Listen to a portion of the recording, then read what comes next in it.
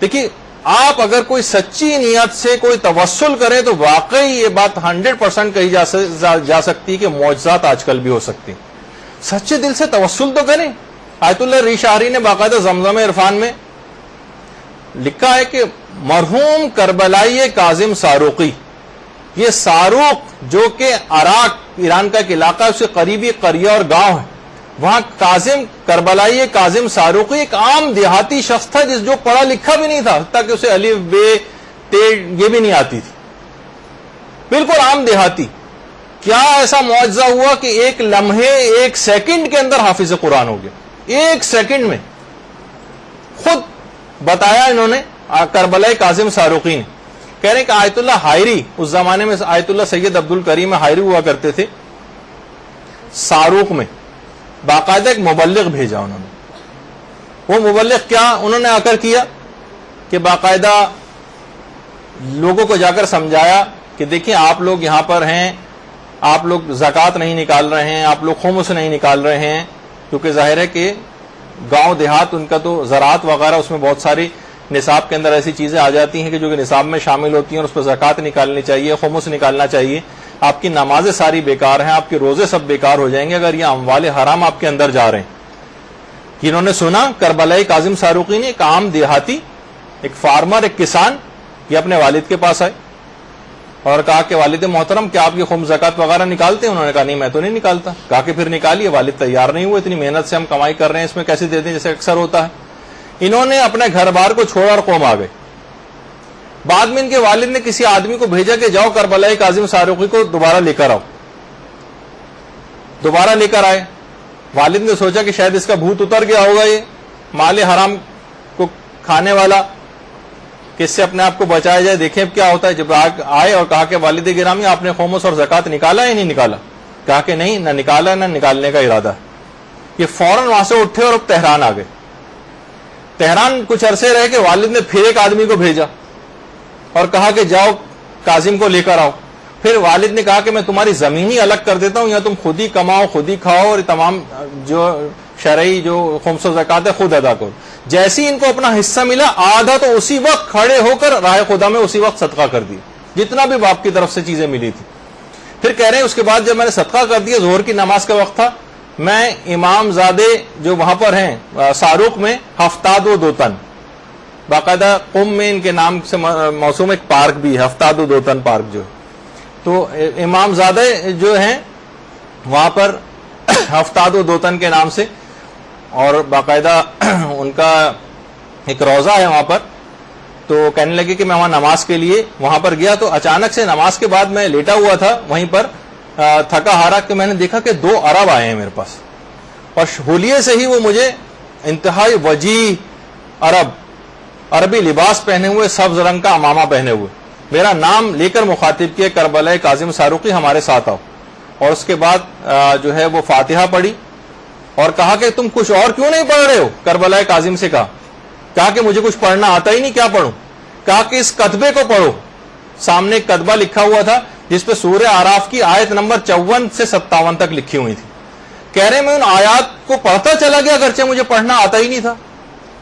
کہہ رہے ہیں کہ اس کے بعد وہ ان میں سے ایک شخص جو ایک عربی شخص جو انتہائی نورانی شخصیت تھی وہ میرے قریب آئی اور میرے اپنا ہاتھ میری پیشانی پر اور میرے سینے پر پھیرا اور سورہ الحمد پڑھ کر میرے منہ پر پھونک ماری، میرے چہرے پر. مجھے ایسا محسوس ہوا کہ پورا قرآن گویا میرے اندر آ گیا. اللہم صلی علی محمد و علی محمد.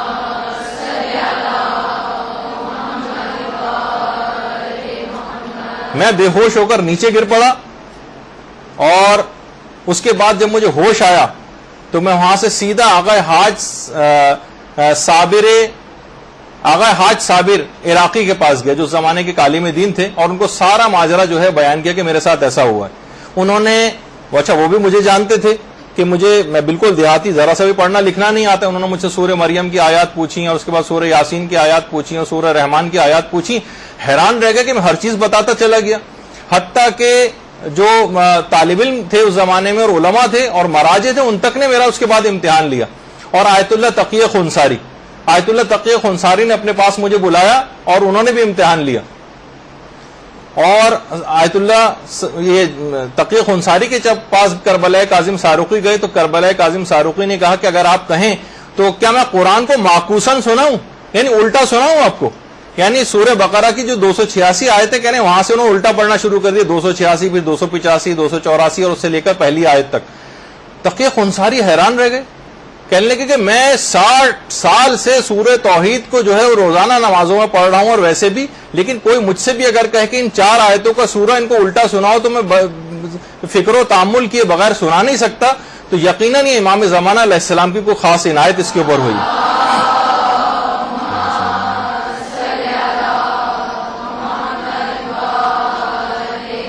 اور پھر آیت اللہ تقی خنصاری نے فرمایا کہ انسان اگر اپنے ظاہر و باطن کو واقعی پاک کر لے اور خیانت سے اور گناہ کی آلودگی سے اپنے آپ کو پاک کر لے تو اس میں کمالات و صفات حضرت ولی الاثر پیدا ہونے لگتے ہیں۔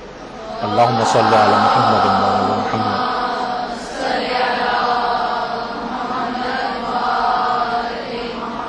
اس کے بعد آیت اللہ ناصر مکارم شیرازی نے ان کا امتحان لیا کربلا کاظم ساروقی کا، اور حیران رہ گئے وہ بھی۔ اس کے بعد آیت اللہ خزعلی جو خود حافظ قرآن بھی ہیں، جو نہج البلاغہ کے بھی حافظ ہیں، صحیفہ کاملہ کے بھی حافظ ہیں، انہوں نے کئی آیات کو جو مختلف سوروں میں پائی جاتی تھیں ان کو ایک کلمہ مشترک طور پر بنایا اور کہا کہ اس کا بتاؤ کہ یہ کون سے پارے میں۔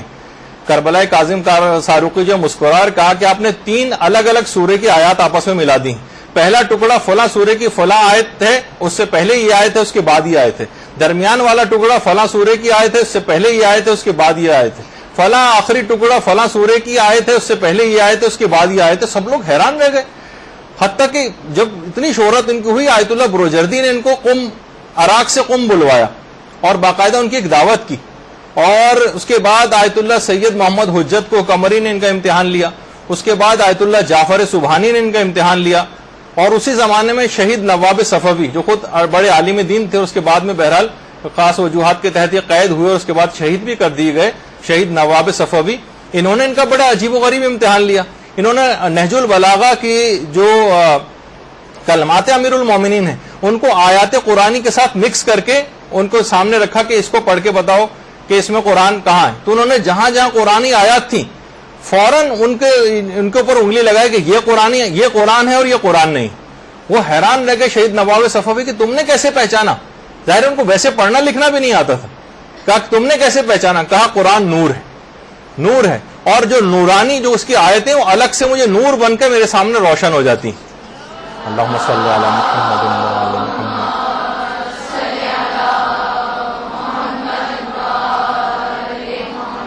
شہرت بہت زیادہ بڑی تو مرزا مہدی شیرازی نے انہوں نے ان کا امتحان لیا، اور اس کے بعد آیت اللہ خوئی نے ان کا امتحان لیا جب یہ جو ہے عراق گئے تھے، اس کے بعد آیت اللہ ہادی میلانی نے ان کا امتحان لیا۔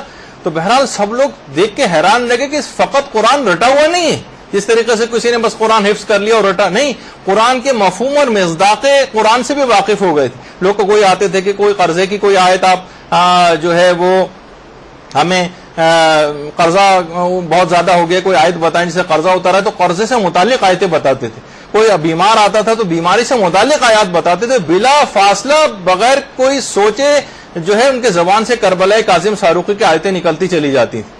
اور آیت اللہ آغا صدر جو آیت اللہ شیخ عبد الکریم حائری کے وسیع شمار ہوتے تھے، انہوں نے بھی باقاعدہ حیران ہو گئے جب ان کا امتحان لیا اور کہنے لگے نامعلوم پروردگار کا کیسا نظام ہے کہ اس نے ایک عام دیہاتی شخص کا کون سا ایسا عمل تھا جو بارگاہ خداوندی میں ایسا مقبول ہو گیا۔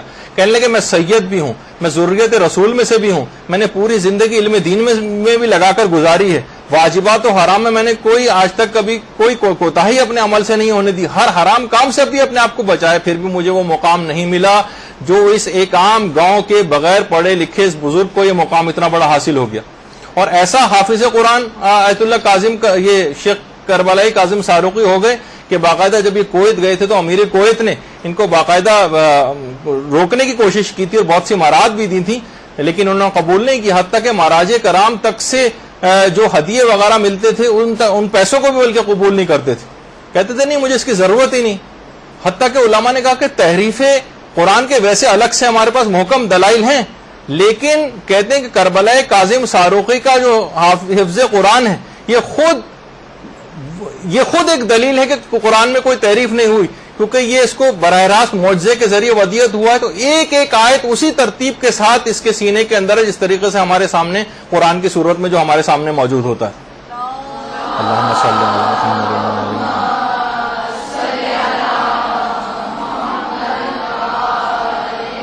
حتیٰ کہ علماء نے ان سے بہت ساری چیزیں اور بھی سیکھی، مثلا اختلاف قرات کے جو مسائل ہیں، سلام علی آل یاسین یا الیاسین، بہت ساری اس طرح کی جو قرات کے مسائل ہیں وہ بھی ان سے حل ہوئے. تو دیکھیے اب یہ سارا واقعہ سنانے کا بس ایک واقعہ آپ کو سنایا جائے بس بات ختم ہو جائے، نہیں، اس کا جو پیغام ہے اس واقعے کا، وہ واقعے کا پیغام کیا ہے؟ کربلائی کاظم ساروقی اتنے بڑے مقام تک کیسے پہنچے اور حامل کیسے ہوئے؟ سب سے پہلے اس مبلغ کی تبلیغ سے.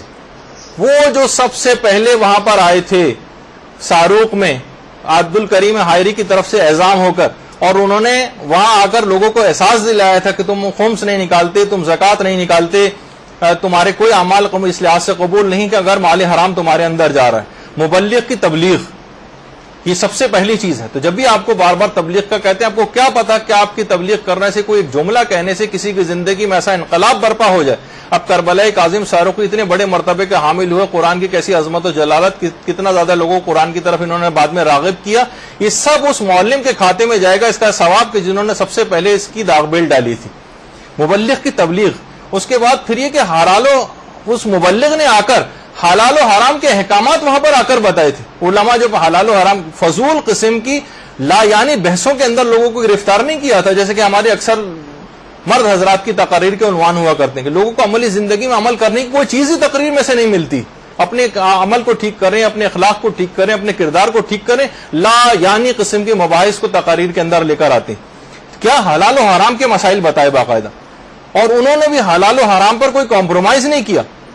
دیکھیے مال حرام جسم کے اندر جائے حافظے پر شدید منفی اثرات رکھتا. یہی وجہ ہے کہ ہمیں چیزیں اکثر یاد نہیں ہوتی، کسی نہ کسی بہانے سے مال حرام اندر جا رہا ہوتا ہے. اکثر لوگ ان کی دعوت کرتے تھے، کیونکہ دعوت کرتے تھے، جب کھانا کھاتے تھے تو ان کا جسم حرام قبول نہیں کرتا تھا. کربلا کاظم ساروقی کا مال حرام بھی اندر جاتا تو فوراً الٹی ہو جاتی تھی، واپس نکل آتا تھا. تو اکثر علماء جیسے کہ آیت اللہ صفویہ قومی نے اپنے گھر میں باقاعدہ دعوت کی تھی، صرف اس کو چیک کرنے کے لیے کہیں میرے مال میں کوئی حرام تو نہیں آ گیا، اس کو چیک کر سکوں. اور دعوت اکثر لوگ ان کو بلانے لگے تھے دعوت کے اعتبار سے بھی، تاکہ اپنے مال میں حلال و حرام یا مشکوک مال کو پہچان پائیں. تو بہرحال پھر ان کے بعد ان کی خصوصیت ایک اور کیا جس سے مقام حاصل ہوا، وہ یہ کہ غریبوں کے تمام حقوق انہوں نے نکالے. پہلے دن مال ہاتھ میں آتے ہی سارے آدھی جائیداد تو ویسے غریبوں کے نام کر دی. جتنی وہ ان کے پاس بوریاں آٹے اور گندم اور اس کی تھی، جتنا بھی اناج تھا، وہ سارے کا سارا جو ہے وہ غریبوں کے اندر بانٹ دیا. تو ایسی فیاضی، جب ایسی فیاضی دکھانی تھی اور حب دنیا سے اس قدر دوری تھی، تو اتنا بڑا مقام کربلا کاظم ساروقی کو ملنا ہی تھا. ساروق میں یہ ان کی قبر مبارک ہے، جو آج بھی مرجع خلائق ہیں، ہر خاص و عام ان کی قبر پہ آتے ہیں، اور ان کے وسیلے سے باقاعدہ وہاں پر دعائیں وغیرہ بھی جو ہے وہ مانگی جاتی ہیں.